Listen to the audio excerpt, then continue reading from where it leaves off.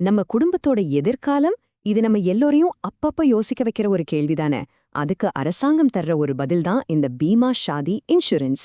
இது என்ன, இது யாருக்கெல்லாம் கிடைக்கும், இதனால என்னென்ன பயன்கள்னு எல்லாத்தையும் சிம்பிளா தெளிவா இந்த விளக்கத்துல நம்ம பார்க்கலாம் வாங்க. நிறைய பேர் நம்மகிட்ட கேட்டிருந்த ஒரு கேள்வி இதுதான், பீமா சாதி பத்தி தமிழ்ல ஒரு தெளிவான விளக்கம் கொடுங்கன்னு. சரி, உங்களுடைய அந்த தேடருக்கு ஒரு முழுமையான விடையை தான் நாம இப்ப பார்க்க போறோம். சரி, முதல்ல இருந்து ஆரம்பிக்கலாம்.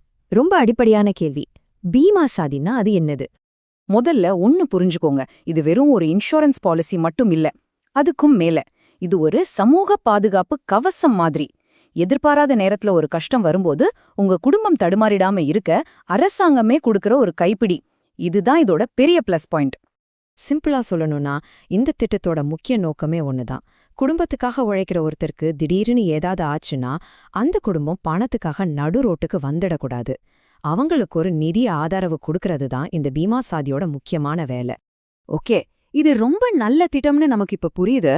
ஆனா இது யாருக்கெல்லாம் கிடைக்கும்? இதுல சேர்றதுக்கு என்னென்ன தகுதிகள் வேணும் அதையும் பார்த்துடலாம் வாங்க. இதுல சேர்றது ரொம்பவே சிம்பிளுங்க. பாருங்க, உங்களுக்கு 18லிருந்து 50 வயசுக்குள்ள இருக்கணும். கண்டிப்பா ஒரு பேங்க் அக்கவுண்ட் வேணும். உங்க குடும்ப வருமானம் அரசாங்கம் சொல்ற ஒரு லிமிட்டுக்குள்ள இருக்கணும். அப்புறம் ரொம்ப முக்கியமான ஒரு விஷயம், வேற எந்த பிரைவேட் லைஃப் இன்சூரன்ஸும் உங்க பேர்ல இருக்கக்கூடாது. அவ்வளவுதான். ரொம்ப சுலபம் இல்லையா? சரி, இப்போ ரொம்ப முக்கியமான கட்டத்துக்கு வரும். ஓகே, இதுல சேர்ந்தாச்சு. பண ரீதியா என்னதான் நன்மை, எவ்வளவு பணம் கிடைக்கும் வாங்க பார்க்கலாம். ஒருவேளை பாலிசி எடுத்தவர் இயற்கை மரணம் அடைஞ்சிட்டா அவங்க குடும்பத்துக்கு 2 லட்சம் ரூபாய் கிடைக்கும். நிச்சயமா இது ஒரு பெரிய நிதி உதவியா இருக்கும் இல்லையா? ஆனா ஒருவேளை அந்த மரணம் ஒரு விபத்தால நடந்துச்சுன்னா இந்த தொகை அப்படியே டபுள் ஆகும். ஆமாங்க, 4 லட்சம் ரூபாய். விபத்து மாதிரி திடீர்னு வர ஒரு பெரிய நிதி நெருக்கடியை சமாளிக்க இது எவ்வளவு பெரிய உதவியா இருக்கும்னு யோசிச்சு பாருங்க.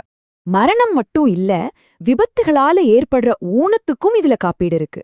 ஊனத்தோட தீவிரத்தை பொறுத்து பகுதி ஊனம்னா 1 லட்சம் ரூபாய் வரைக்கும், ஒருவேளை முழுமையான நிரந்தர ஊனம்னா 2 லட்சம் ரூபாய் வரைக்கும் காப்பீடு கிடைக்கும். இவ்ளோ பலன்கள் கிடைக்குதே, ஆனா பிரீமியம் எப்படி இவ்ளோ கம்மியா இருக்குன்னு நீங்க யோசிக்கலாம். அதுக்கு பதில் இந்த சார்ட்ல இருக்கு பாருங்க. நீங்க கட்டுறது வெறும் 10% தான். மீதி 90% பணத்தை மத்திய மாநில அரசாங்கங்கள் மானியமா கொடுத்துடுறாங்க. இதுலேருந்து என்ன தெரியுது? இந்த பாதுகாப்பு எல்லா சாதாரண மக்களுக்கும் போய் சேரணுங்கிறது தான் அரசாங்கத்தோட நோக்கம்.